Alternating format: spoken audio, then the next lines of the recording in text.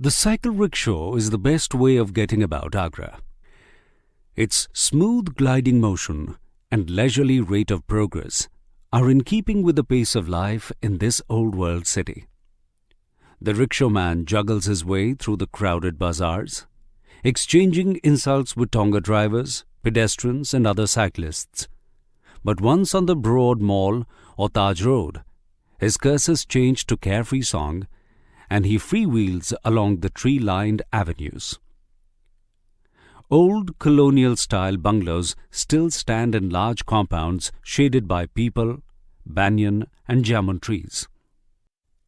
Looking up, I notice a number of bright paper kites that flutter, dip and swerve in the cloudless sky. I cannot recall seeing so many kites before. "Is it a festival today?" I ask. "No, Sahib," says the rickshaw-man. "Not even a holiday." Then why so many kites? He does not even bother to look up. "You can see kites every day, Sahib."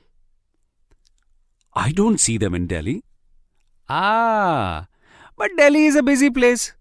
In Agra, people still fly kites. There are kite flying competitions every Sunday and heavy bets are sometimes placed on the outcome." As we near the city, I notice kites stuck in trees or dangling from electric wires, but there are always others soaring up to take their place. I ask the rickshaw-man to tell me something about the kite flyers and the kite makers, but the subject bores him.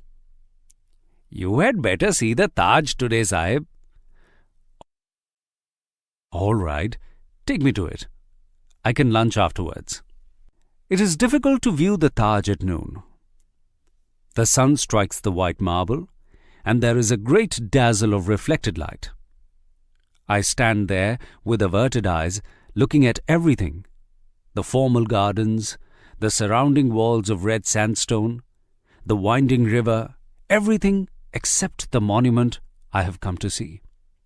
It is there, of course, very solid and real, perfectly preserved, with every jade, jasper, or lapis lazuli playing its part in the overall design.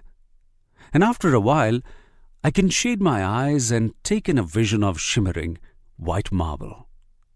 The light rises in waves from the shimmering paving stones, and the squares of black and white marble create an effect of running water. Inside the chamber, it is cool and dark, but rather musty. And I waste no time in hurrying out into the sunlight. I walk the length of a gallery and turn with some relief to the river scene. The sluggish Yamuna winds past Agra on its way to union with the Ganga. I know the Yamuna well. I know where it merges from the foothills near Kalsi, cold and blue from the melting snows. I know it as it winds its ways through fields of wheat and sugarcane and mustard across the flat plains of Uttar Pradesh, sometimes placid, sometimes in flood. I know the river at Delhi, where its muddy banks are a patchwork of clothes spread out by the hundreds of washermen who serve the city, and I know it in Mathura, where it is alive with huge turtles. Mathura, sacred city, whose beginnings are lost in antiquity.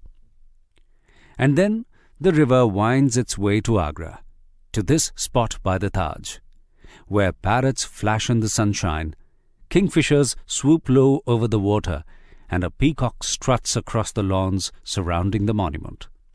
I follow the peacock into a shady grove. It is quite tame and does not fly away. It leads me to a small boy who is sitting in the shade of a tree, feasting on a handful of small green fruit. I have not seen the fruit before, and I ask the boy to tell me what it is. He offers me what looks like a hard green plum. "It is the fruit from the Ashoka tree," says the boy. "There are many such trees in the garden." Are you allowed to take the fruit?" "I am allowed," he says, grinning. "My father is the head gardener." I bite into the fruit. It is hard and sour, but not unpleasant. Do you live here? I ask. Over the wall, he says. But I come here every day to help my father and to eat the fruit. So you see the Taj Mahal every day? I have seen it every day for as long as I can remember. And I am seeing it for the first time. You're very lucky. He shrugs. If you see it once or 100 times, it is the same. It doesn't change. Don't you like looking at it then? I like looking at the people who come here. They are always different. In the evening, there will be many people. You must have seen people from almost every country in the world. That is so. They all come here to look at the Taj. The kings and queens and presidents and prime ministers and film stars and poor people too. And I look at them. In that way, it isn't boring. Well, you have the Taj to thank for that. He gazes thoughtfully at the shimmering monument. His eyes are accustomed to the sharp sunlight. He sees the Taj every day.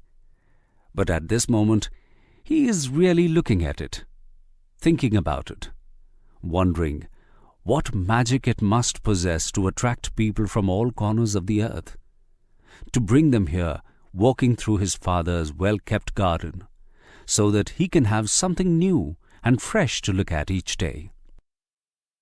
A cloud, a very small cloud, passes across the face of the sun, and in the softened light, I too am able to look at the Taj without screwing up my eyes.